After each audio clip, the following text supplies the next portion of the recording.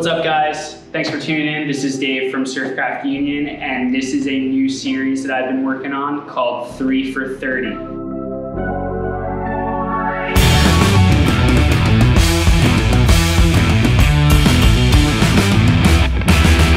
What 3 for 30 is 3 boards in 30 days, and then I'm gonna give you my unbiased opinion.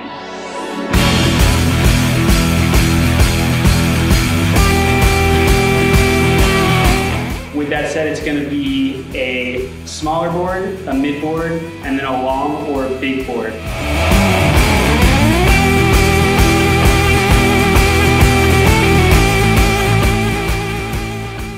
All right, so to start this off, 510 by 21 inch Charles Mencel PTK Performance twin keel, very similar to the San Diego fish style outline, except a little more rocker. All right, because we need it on the East Coast, especially on those dumpy days.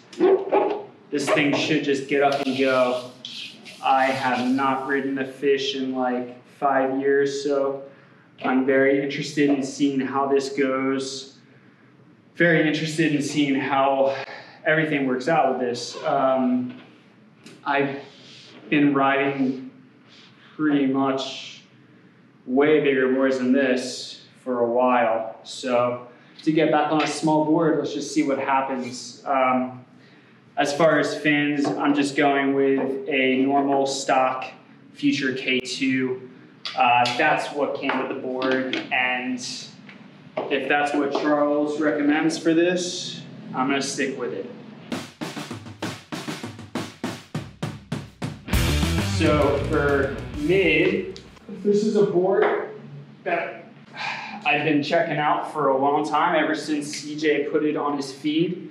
This is a CJ Nelson OUTLIER. This is an 8-foot, and this is Thunderbolt red technology, epoxy. Very interesting stuff. I'm very, very interested in seeing how this thing goes. Very, very low rocker. Very, very low tail rocker, all right? It's considered a speed hull. So, a little bit of hull here, or a little bit of belly, and then rock and roll out the tail. Hard edge in the tail. I'm running a 9-inch. This is actually my own fin. This is the speed fin that me and Hydrophile did. I think by the time this airs, the pre-sale will be over, but I hope you grabbed one. I hope you're ready to enjoy it. Outline-wise, definitely wide point forward, pretty narrow tail. Has a little bit of a dome deck in the tail to a down rail, which meets the actual hard edge in the tail. Very interested in this one because I've heard a lot of great things about the technology, not only from CJ himself, but also just kind of looking around online, seeing what's going on. A little nervous because I don't know if I'm gonna be able to duck dive this thing, but I guess I'll find out.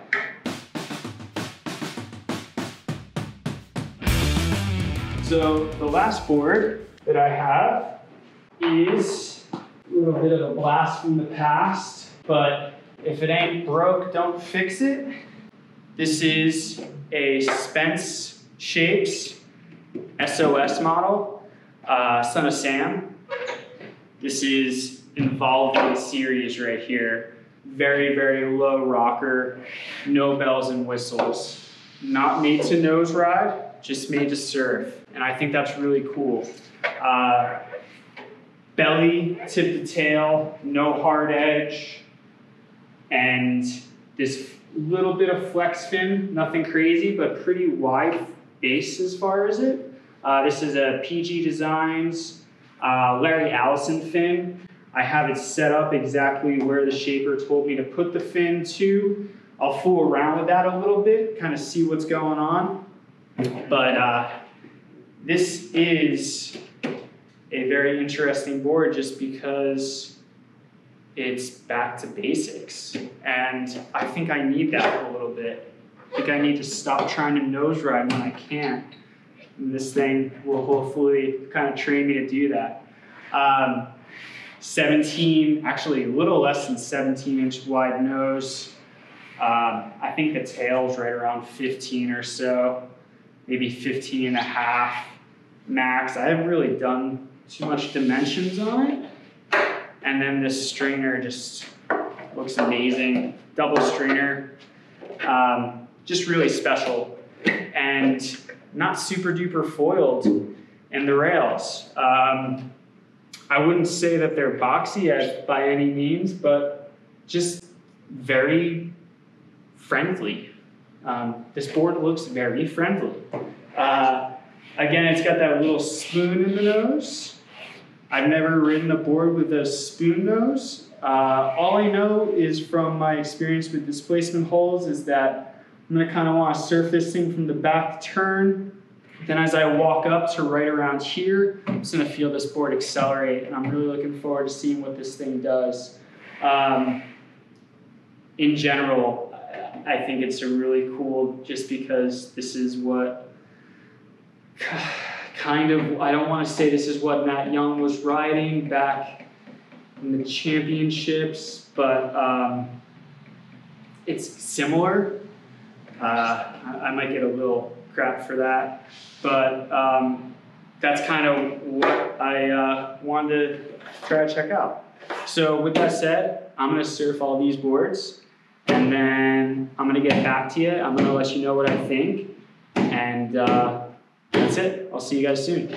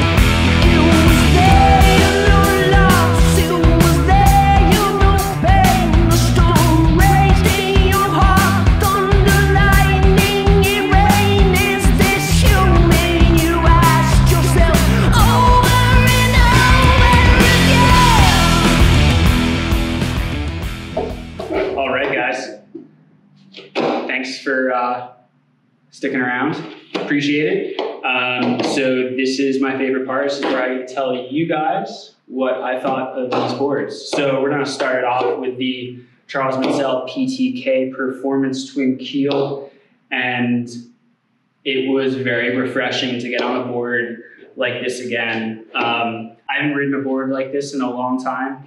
So it was pretty rad to get on something that is in the fish family, but a little bit more performance style. Performance style meaning that the nose, I feel, is a little bit more pulled in along with the tail. Pulling in the nose will kind of help as far as when you're doing a cutback, you won't be digging back into the wave.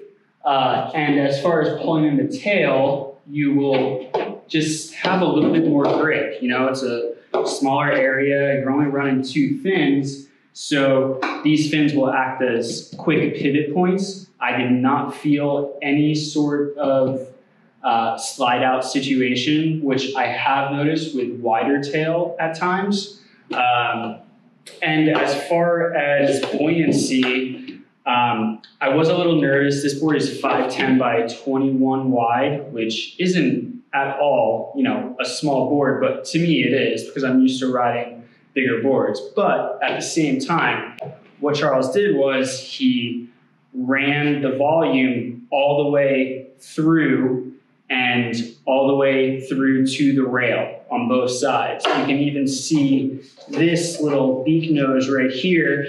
It's not just for looks, it's actually how the volume is distributed. And what that allows me to do is it allows me to paddle this thing confidently and get waves. As far as speed, I felt that it really, really had a lot of just quick go. When paddling into a wave, I just felt quickness and I felt the urge to just start moving down the line. I never at any point felt myself, you know, doing the rodeo dance where you go like that. We've all done it. It's okay. But I did not feel it on this board or the urge to at all. It just kept speed through the turns.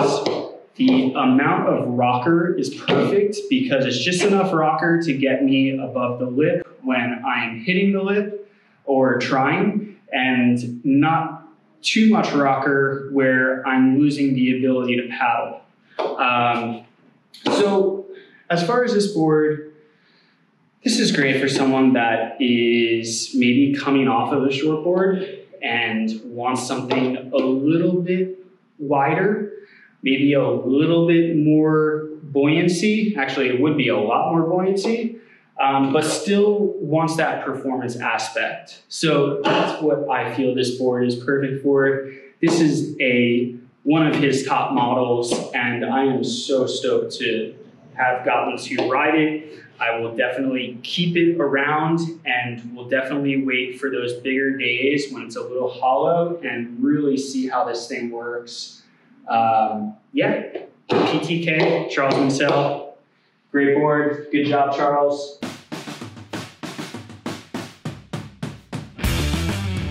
This is our next board. This is the CJ Nelson OUTLIER. And this is shaped by Ryan Engel, but technically this is shaped by Thunderbolt technology. Thunderbolt technology is a epoxy style surfboard. Definitely a way different feeling, but still great weight for a surfboard this size. It didn't feel lame. It didn't feel weird. It felt like a good surfboard. And the Thunderbolt stuff, you know, they've been making sailboards before they decided to make surfboards. And now they're making surfboards for some of the best high pro longboarders on the whole WSL circuit. I don't follow that stuff, but I think it's kind of cool that the technology is that great and that it's being proven by professional surfers such as TJ Jensen, Harley, I forgot the dude's last name, but also CJ Nelson, which I've been a big fan of CJ for a long time, and I will check out anything that he is interested in providing to the public. With that said, you can read more about Thunderbolt Technologies on their website. They're going to explain it a lot better than me. It's just not what I do. I review surfboards. So as far as this surfboard goes, it was a lot of fun. I had some great waves with it, and then I had some waves that I was just like, The great waves were waves that were a little bit more lined up. I felt this board needs a pocket, without a doubt. Does have this down rail tail, a lot of thickness. This board has a lot of thickness. It's super duper buoyant compared to a regular fiberglass board because of the Thunderbolt technology, but also through all the way, like rail to rail, it's not pinched like a normal hull. And that's because it's not a normal hull. It does have a hull entry, but it does also have, you know, a little bit of V at the tail and a hard edge in the tail as well, which makes it just kind of rip. The only thing is, I couldn't get this thing to rip. Maybe that's just me, but when I see CJ riding these, I see him ripping, but he's also surfing Kelly's Ranch. He's surfing great waves, as he should. But I see him just always in the pocket, super duper involvement style surfing. And unfortunately for me, I just could not figure this board out in that aspect. I did like how you can kind of be up here and just cruise, and you can move to the tail and turn. But the issue for me is that there is not that much area in the tail and so much area up here that swing weight wise, it was a little difficult to turn. Now, I started surfing this board starting with a 9-inch speed fin that me and Hydrophile decided to come up with. And I actually ended up going with an 8 1/4 fin and felt that it felt a lot better. Now, CJ himself rides a 9.5-inch involvement fin by Flying Diamonds, which I don't have one of those, but I think it's a little more similar outline to something like this. I found that you can ride the fin a little bit smaller. But also, I bet you in a good, bigger wave, maybe you do need the 9.5 fin. But it's all personal preference. So this board is sick, all right? The only thing that I don't love about it, and it's more of an ability thing, I cannot duck dive this thing. I can't duck dive this thing for my life. I paddled out on some bigger days and got a little nervous. I know that this thing is indestructible. That's why I took all the wax off to show that there are no pressure dings whatsoever after 30 days of surfing this. So the technology, as far as durability, is there, but it's just so buoyant that I couldn't get under waves. And for that reason, it's not a desert island board for me. Maybe I should have tried the 7.6. I did do a lot of researching and read that these things paddle big and surf small, and that's 100% correct. But at the same time, there's so much volume rail to rail that it was really, really hard to get under. And not only that, but I had some friends saying that it kind of looked like I was mystically floating above water because of the buoyancy. So I feel like this thing never digs into the water because of the buoyancy, which is an interesting, weird feeling. But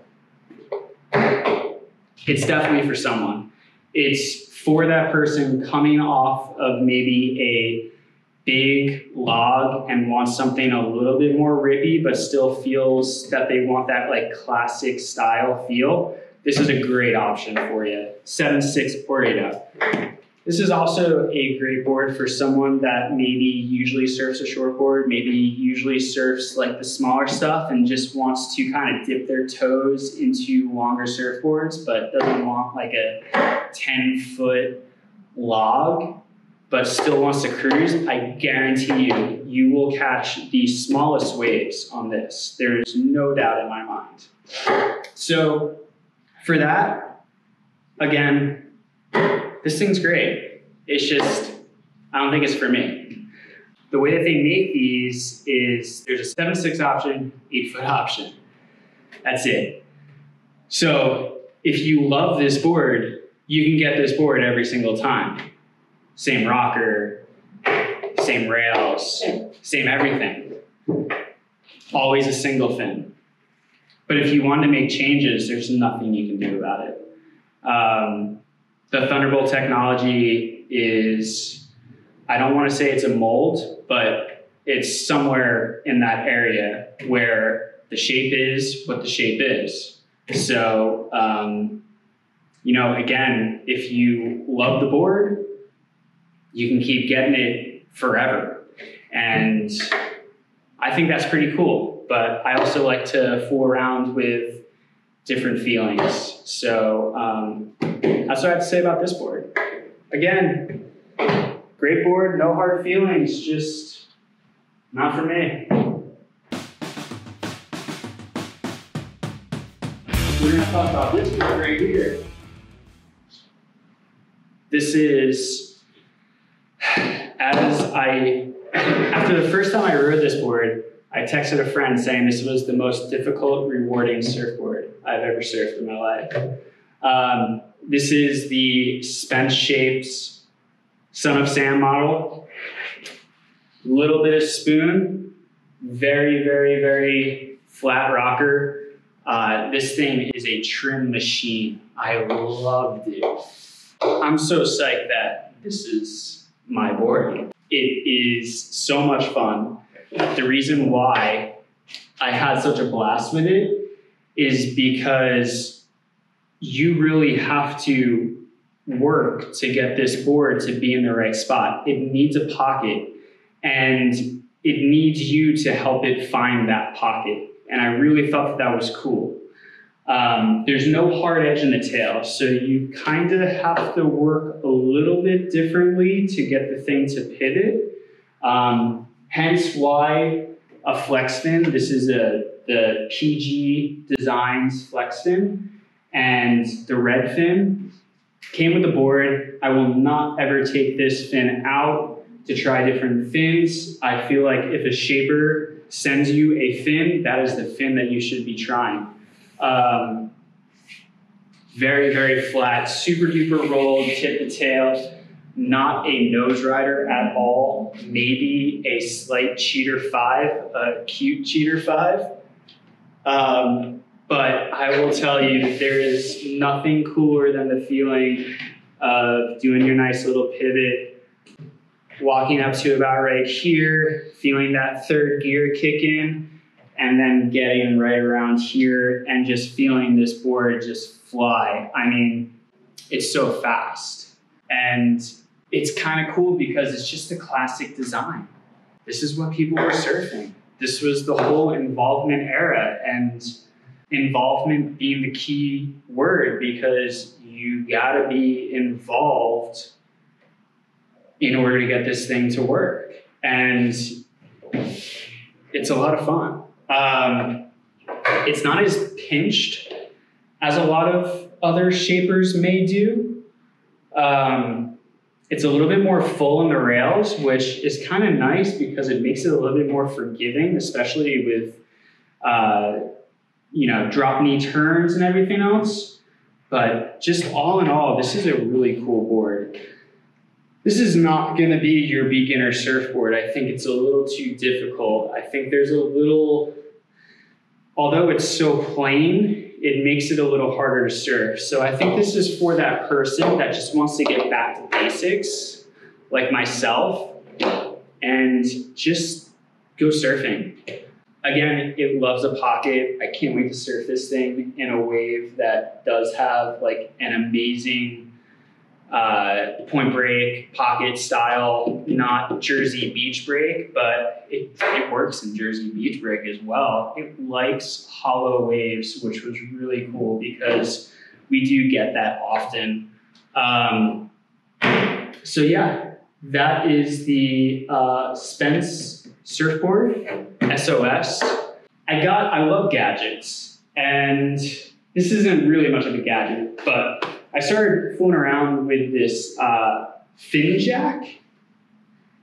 I got it in the mail. They're like 14 bucks. And what it does is it just makes it a little, just pop it out just like that. And it's easier to switch fins. You can even do it in the water. But all you do is just pop it in. The only thing that you have to keep in mind is that it will not work well, or it will work, but it's not made for the front box. It's only made for a back. So just keep that in mind. But I don't know, I thought it was kind of cool. And that's my little accessory gadget for this episode. Thank you for checking this out. I really appreciate it. Thank you to Handsome Devil Barbershop for allowing me to record in here. I mean, I love this whole thing I got going on. This is great. Go check them out. They're on Instagram and all that stuff. Thank you to Spencer Kellogg for going back and forth with me on this board for a while. Thank you, Nomad Supply Company, for leaving a bunch of boards in my garage and having me walk by this one enough times to finally say, you know what, maybe I should try this thing. So thanks, Chris, appreciate it. My wife is not stoked about that, but that's okay. And thank you, CJ, for doing something different. I really think it's pretty punk rock of you to kind of go and do your own thing and not care what people say. I dig that. So that is episode 1 of 3 for 30. I hope you guys enjoyed, and be safe out there, be friendly, and surf soon. All right.